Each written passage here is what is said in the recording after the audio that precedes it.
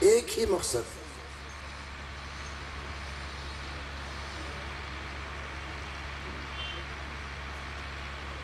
اس دنیا میں بہت سارے لوگ ہیں جو مال کو پسند کرتے ہیں، ان کی زندگی کا مقصد مال کمانا ہے۔ کچھ لوگ ہیں جو عہدے اور منصب کو پسند کرتے ہیں، انہوں نے اپنی زندگی کا مقصد مال کے ساتھ عہدے اور منصب کو حاصل کرنا بنایا ہے۔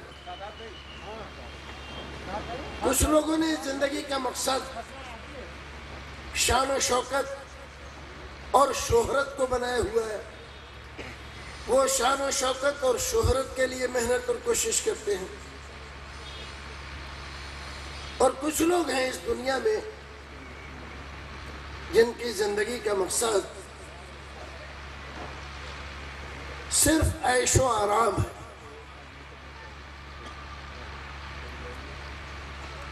ایک زمانہ تھا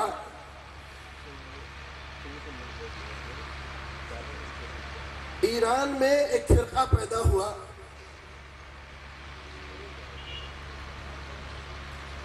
اس نے اپنی زندگی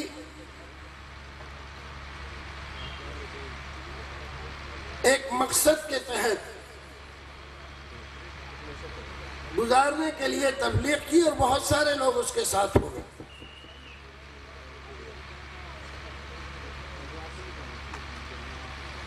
ان کا مقصد تھا عیش کوشی۔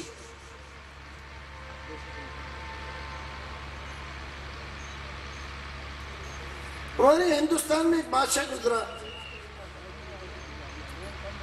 اس نے بھی یہ نعرہ دیا، بابر بعیش کوش کہ عالم دوبارہ نیست۔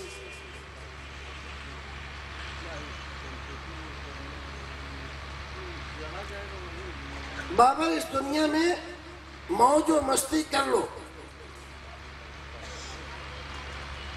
یہ موقع دوبارہ نہیں ملے گا۔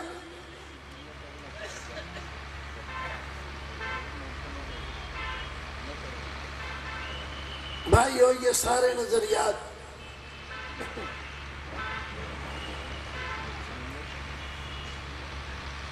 اصل میں آدمی کی اپنی چاہت کے انوسار بدلتے رہتے ہیں، لیکن جو خالق اور مالک ہوتا ہے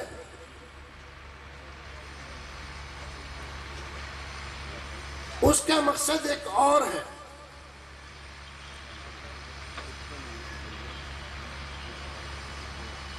اللہ رب العزت نے قرآن شریف میں اس کا تذکرہ فرمایا،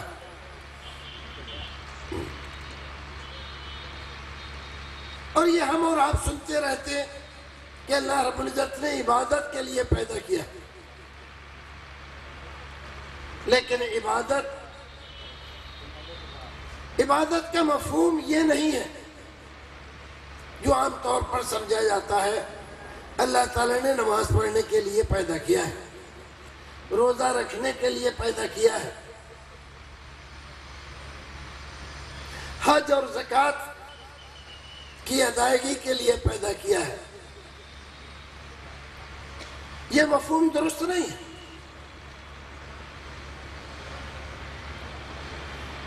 عبادت کا مفہوم اصل میں غلط سمجھا گیا۔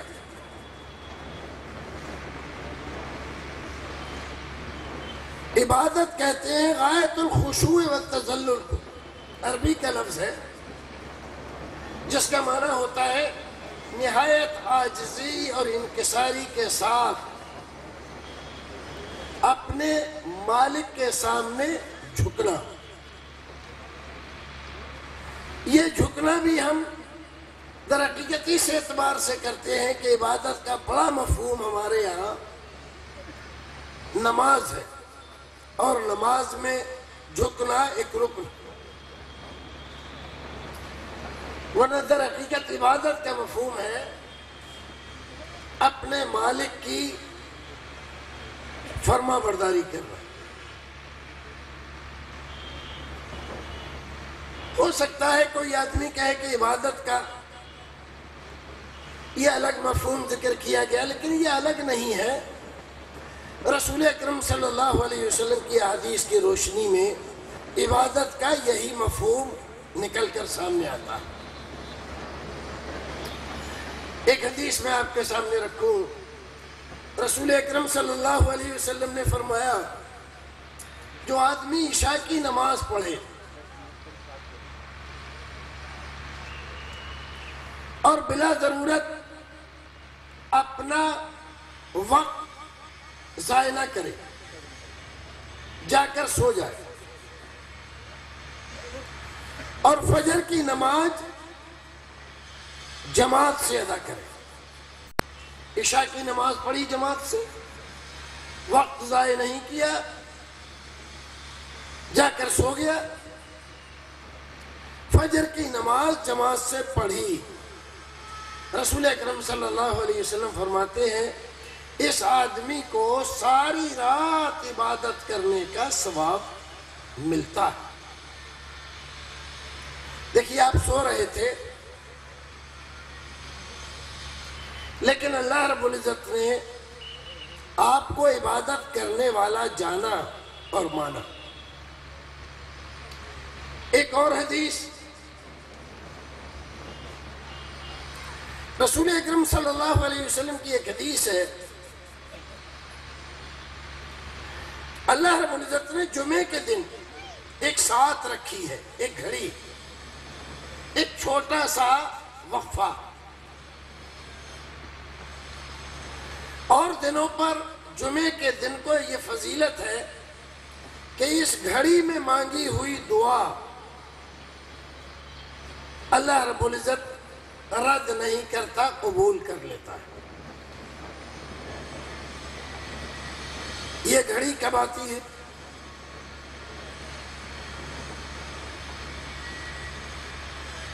بڑا اختلاف ہے اس بارے میں،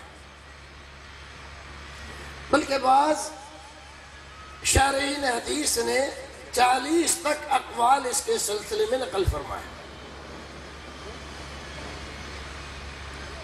اس میں سے ایک قول کی طرف میں دھیان آپ کا دلانا چاہوں گا۔ فرمایا وہ وقت عصر سے مغرب تک کا ہے۔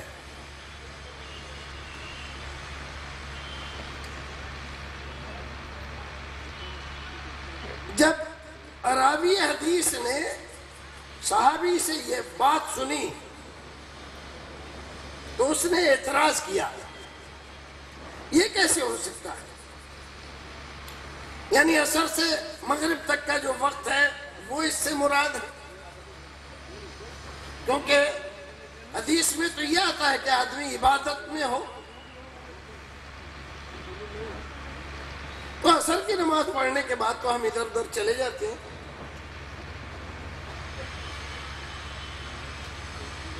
تو صحابی نے بیان فرمایا، کیا تم نے یہ حدیث نہیں سنی کہ اگر کوئی آدمی نماز پڑھے اور نماز پڑھنے کے بعد اپنی جگہ پر بیٹھا رہے، تسبیحات پڑھے، سبحان اللہ والحمدللہ ولا الہ الا اللہ واللہ اکبر، اور دیگر تسبیحات درود وغیرہ پڑھے، یہاں تک کہ پڑھتے پڑھتے اگر سو بھی جائے، اللہ رب العزت کے نزدیک وہ عبادت میں مشغول مانا جاتا ہے۔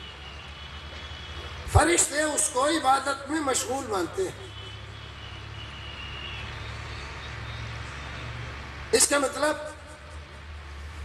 مطلب یہ ہوا کہ اگر آپ نماز پڑھ کے بیٹھ جاتے ہیں، بعض روایتوں میں جتنی دیر آپ بیٹھے رہتے ہیں جب تک کہ آپ کا وضو نہ ٹوٹے، آپ عبادت میں مشغول ہیں۔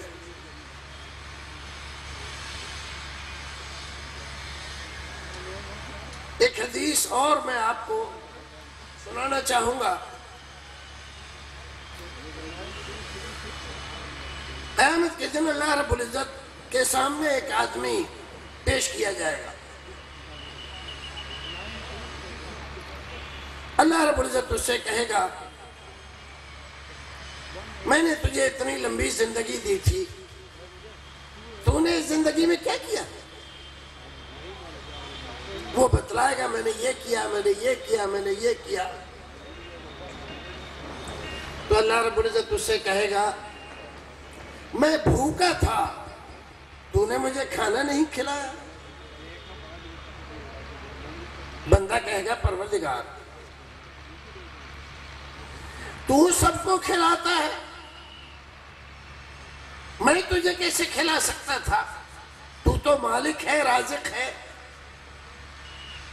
اللہ تعالیٰ فرمائے گا فلاں بندہ بھوکا تھا، تجھے معلوم تھا، تو نے اسے کھانا نہیں کھلایا۔ اگر تو اسے کھانا کھلاتا تو یہاں اس کو موجود پاتا۔ ایسے ہی لمبی حدیث ہے، اس میں ایک اور چیز کا ذکر ہے، میں بیمار تھا، تو میری عیادت کے لیے نہیں آیا۔ تو بندہ کہے گا کہ اللہ تو سب کو صحت و تندرستی دیتا ہے، تو کہاں بیمار ہو سکتا ہے؟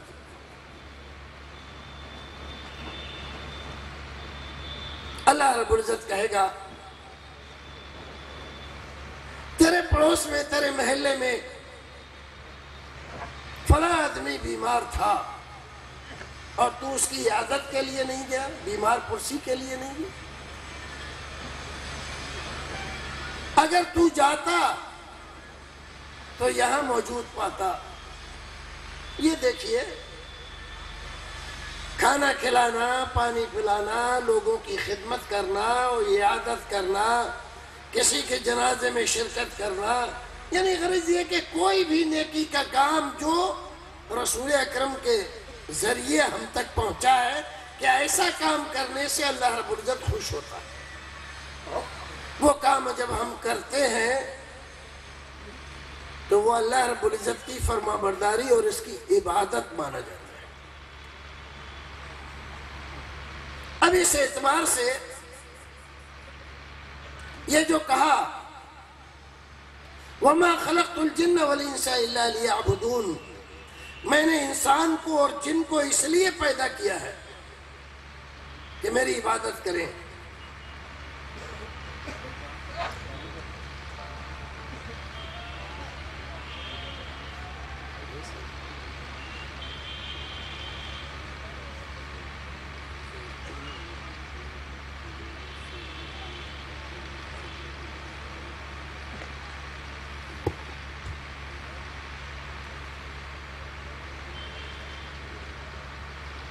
اب اس کا مطلب کیا ہوا کہ ساری زندگی ہماری عبادت ہے۔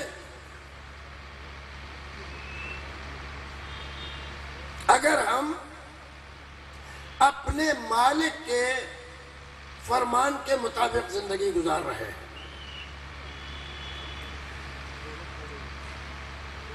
انسان کوئی بھی انسان ہو، اس کی خدمت کرنا، اس کے دکھ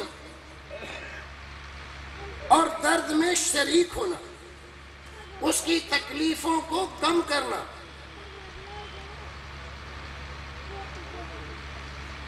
اس کے بگڑے کام کو بنا دینا، یہ سب عبادت میں شمار ہوتا ہے، کیونکہ اس کا حکم ہمیں ہمارے رب نے دیا ہے، اور رب کی فرما برداری ہی اس کی عبادت ہے۔ میں رسول اکرم صلی اللہ علیہ وسلم کی زندگی کا ایک واقعہ آپ کے سامنے رکھ کر اور اس بات کو مزید واضح کرنا چاہوں گا۔ بخاری شریف میں ابتدا ہی میں امام بخاری رحمۃ اللہ علیہ نے ایک باب باندھا اور اس میں تذکرہ فرمایا پہلی وحی اللہ کے رسول پر کیسے آئی۔